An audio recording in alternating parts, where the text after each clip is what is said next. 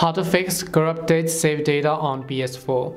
Hey everyone, welcome back to our channel Genie Guide. In this video, I will show you how you can fix the corrupted save data issue on your PlayStation console. So you simply want to make sure to watch this video till the end.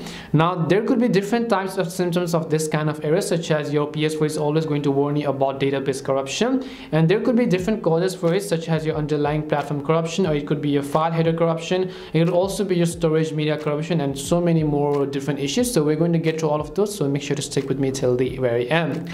The very first thing we're going to do in order to fix this depends on what kind of game you're having the issue with. So if you're having the game, let's say with this FIFA or this Rocket League over here, you want to hover your controller over it and then just press the options button, scroll down to the bottom, choose the option called delete, and then reinstall the game from your PS Store.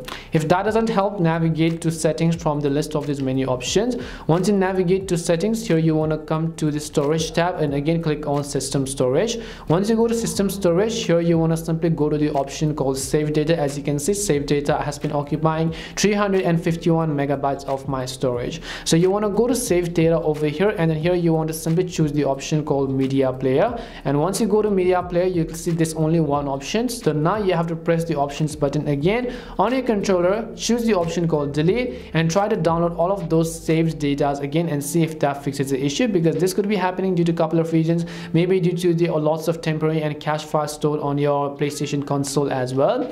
Last but not the least, I'll just try to recommend you to do a partial initialization, and to do that, scroll down to the initialization tab and then go to initialize PS4. Now do not do full, because that is basically going to wipe all of your data completely. You can only do this if the quick one doesn't work for you. So first of all, try to quickly initialize the PS4 and then choose the option called initialize and then see if that fixes the issue. And hopefully one of these solutions may have helped solve your problem, and if it did help solve your problem, then make sure to leave a like and subscribe to our channel. If you have got any more questions, feel free to also leave them down. Thank you very much for watching till the end, and see you soon in our next video.